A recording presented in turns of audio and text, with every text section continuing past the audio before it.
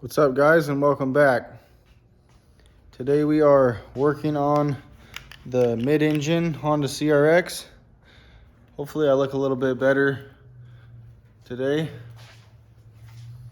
Got a new camera, new phone, dropped the last one, so yeah, should look a little bit better. Today we are going to be swapping out this valve cover, and let me show you this new one right here. We are actually going to go ahead and paint it and put it together, and then we're going to put it on.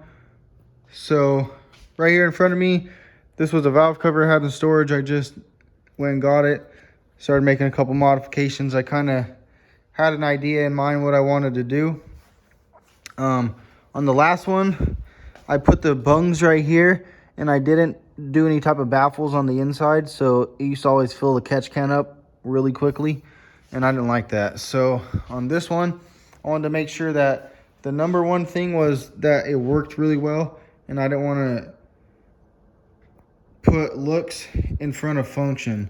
So it might look a little bit weird with the location of the bungs, but it's going to look really good when it's all done, and it's going to function even better. So it was a lot of work.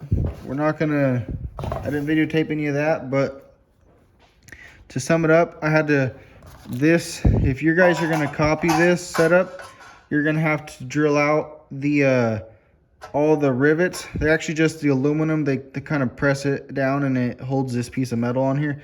You got to drill out all the little spots for that, and you can take this piece off. It's actually glued on there with some sealant. So you got to get that off. Don't bend it all up. You want to take it off real nicely. The reason you want to do that, you could weld them from the outside, but if you want to achieve the look like this, where it looks like they're not even welded, you want to weld them from the inside, and it's also a lot easier to weld them too.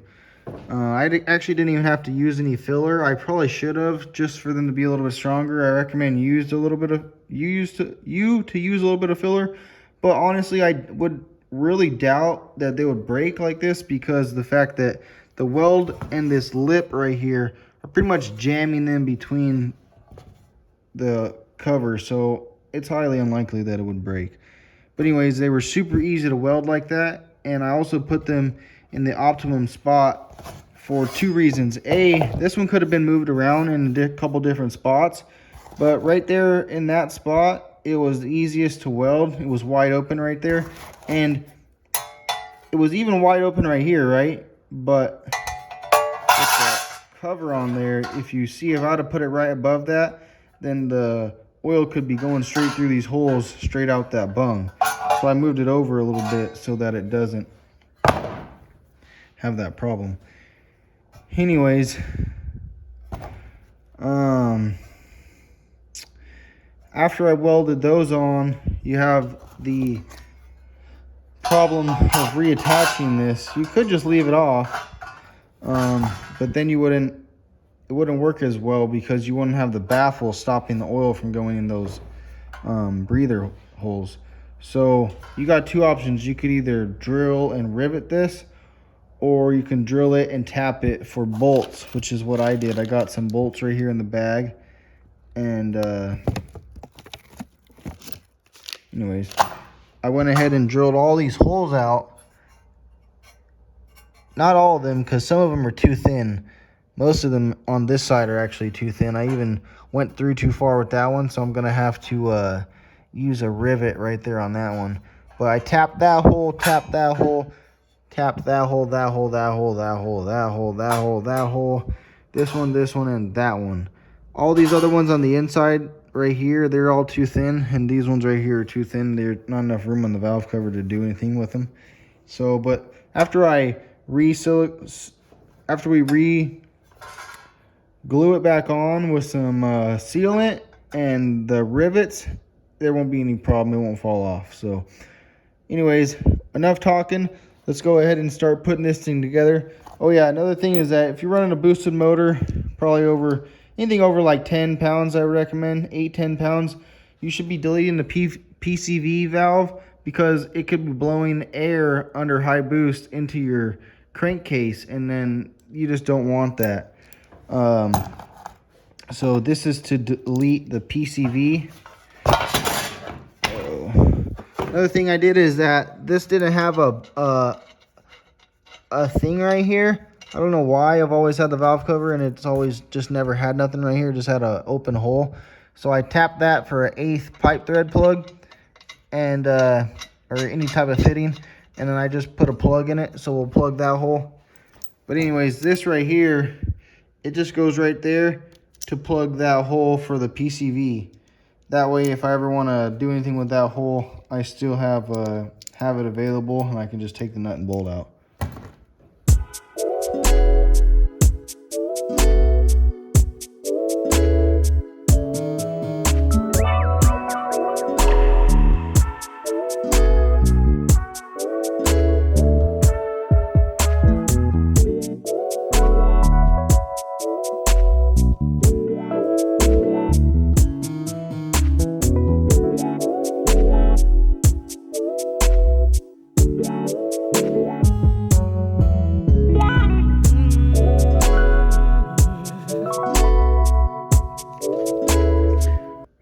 Got the baffle put back on, and with a combination of washers, no washers, and that hole I stripped the threads, so we don't really need it anyways. So it's super secure how it is, especially once the sealant dries. No big deal.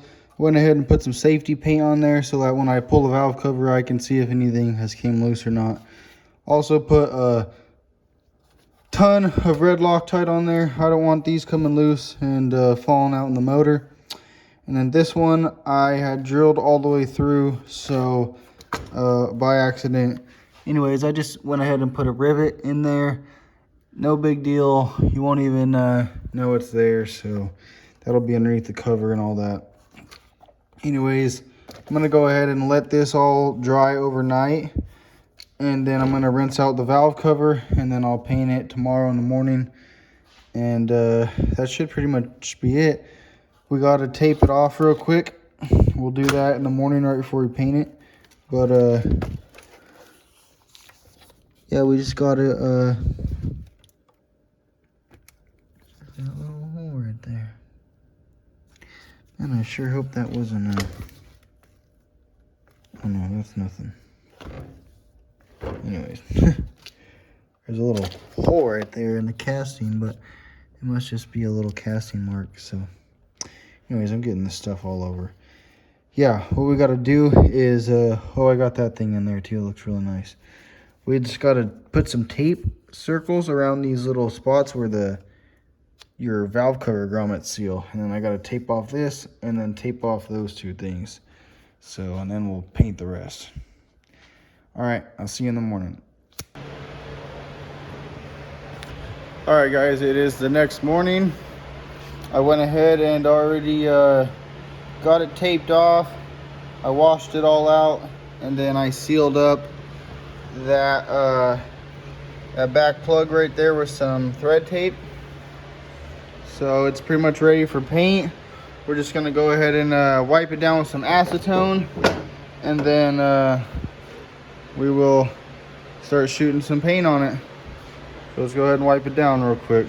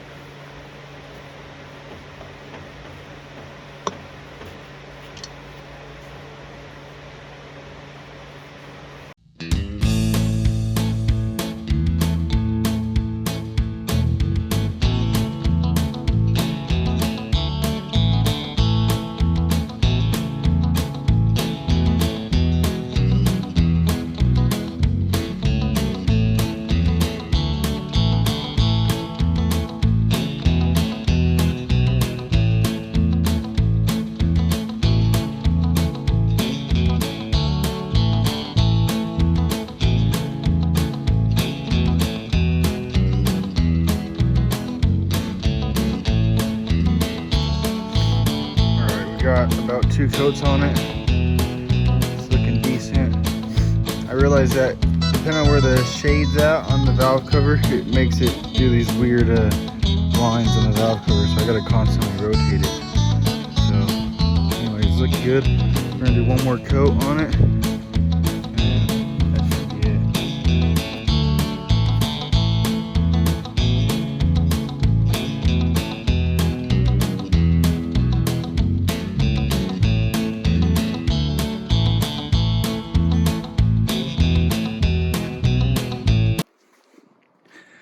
All right guys, it's drying now. So this stuff, it doesn't wrinkle right away.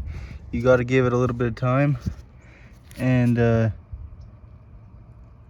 like I was saying, the sun, right now it's kind of warm out today and the sun's doing a lot of drying on the paint. So I got to keep on turning it so it doesn't spend too much time in the same spot. Because where the shadows are at, it won't dry, and then it'll dry where the shadows aren't, and then you'll leave lines like you can kind of see right there.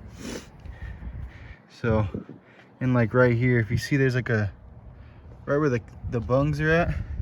If you see the shadow coming off the bung, they were on this side and I didn't realize it, and it kind of left a little mark. But I'm hoping that once it all wrinkles out, all those will disappear. That's the cool thing about, like, if you have any paint chips or anything underneath this, most of them will get covered up and you won't even be able to see them after you're done. So, but yeah, like I said, I just got to keep on spinning this thing so it doesn't spend too much time in the same spot. I want to dry this back side now. See, it's starting to wrinkle now. It happens pretty quickly if it's warm out. If it's cold out, it's probably going to take a little bit longer. So yeah, I'm gonna just keep spinning this thing a little bit, and then once it's dry completely, I'll take all the tape off and then I'll show you guys what it looks like. All right guys, so I was just gonna get the gas out of the tank on the CRX, and I already got water in there, but there was a bunch of like this black, you could just kind of see it, like it looked like metal shavings. Like, I don't know where it came from, but anyways, we had a leak coming from this little fuel cylinder, so I just deleted that, put a little piece of rubber to kind of block it off right there. So that should take care of that. And then I'm gonna keep on flushing the tank. I drained all the gas out of it and then disconnected the fuel pump, and I already washed it all out, but I just deleted that fuel sending unit. So I'm gonna go ahead and rinse out the tank some more, but I don't know what that was about. That was weird.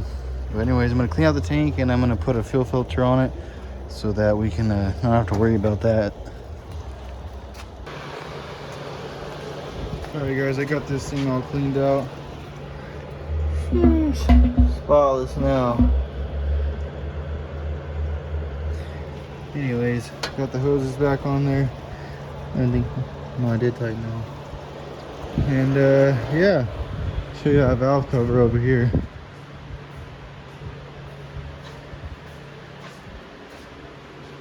It's pretty good. It's a little bit uneven because I wasn't spraying it that evenly. I don't do this wrinkle paint that much, so wasn't super familiar with it, but it still looks pretty good.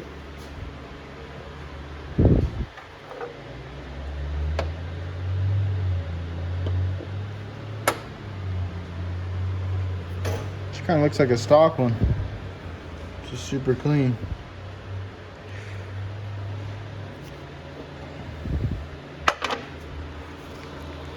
All right guys, I'm still waiting for the valve cover gasket to come in, and I got work to do, so I'm gonna catch you guys on the next video. If you watched this far, appreciate you. I'll see you on the next one. Peace. Let me know how the new camera looks.